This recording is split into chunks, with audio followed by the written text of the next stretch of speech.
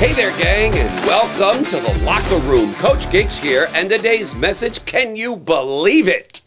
Part 2. In part 1 of Can You Believe It, I shared how some people make things look so easy and do so much more than the rest of us, it just seems unfair sometimes. But there is a formula that all the greats in every field, from sports to business to academics, follow in order to be the best, to be great at what you do. Don't you want to be great at being a parent, at being in your job? We all do. So number 1, make a decision, number 1, that you will work hard, and for the rest of your life you will work hard at being great at what you do. Excellence has to be the bar that you rise to. I remember, by the way, no matter what you do, I remember Dr. Martin Luther King sharing something like this that really inspired me in this area. He said, if a man or woman is called to be a street sweeper, he should sweep streets so that all the hosts of heaven look down and say, here lived the greatest street sweeper ever. When I started out in life, I wanted to be the best drummer that I could be. So at 5 years old, I was in my parents' basement practicing for hours and hours and days on end.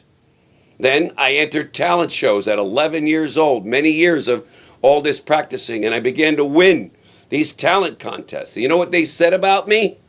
Oh, he's a natural. He's gifted. My ass. No such thing.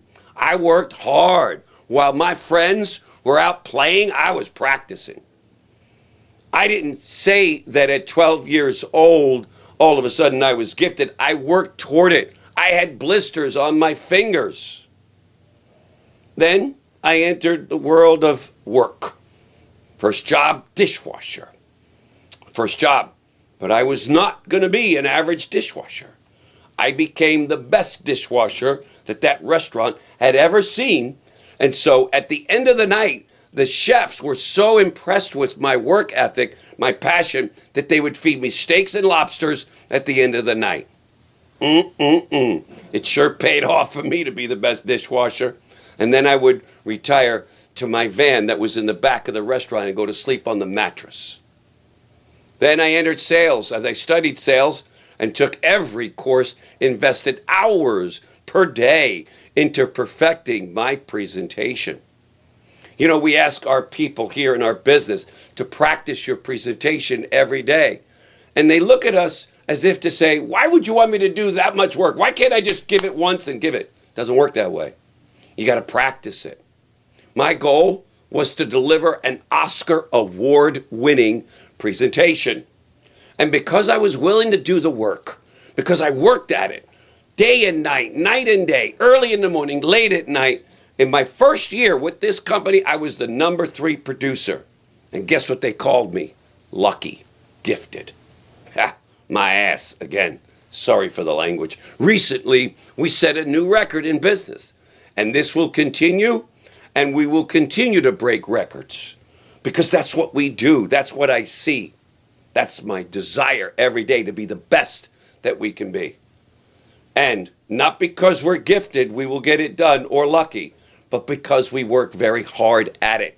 Number 2, if you want to be the best, then you have to subject yourself to criticism and let others who you respect tell you how much you suck and how bad you are, and then point out to you specifically the areas you need to improve. This isn't anything personal. They just want to help you. Go to someone who can help you. Number 3, set aside time daily to study your craft and make 1% improvements all the time. If you keep making 1% improvement dailies, you will become great. They will call you gifted. Number 4, compete with others for fun, but compete with you yesterday and keep making small improvements. Tony Robbins taught me the CANI principle, C-A-N-I, constant and never-ending improvement. And number 5, treat everyone you meet as the most important person on the planet, because to them they are. Follow these 5 simple steps and others will say of you, I can't believe what they did. And they'll call you lucky, like they called me. Thanks for joining me in today's Locker Room, gang. I hope you enjoyed it. If you did, click the left button and share this message, and click the other one to learn more about my company. Again, thanks for joining me today, gang, and we'll see you in tomorrow's broadcast. Bye-bye.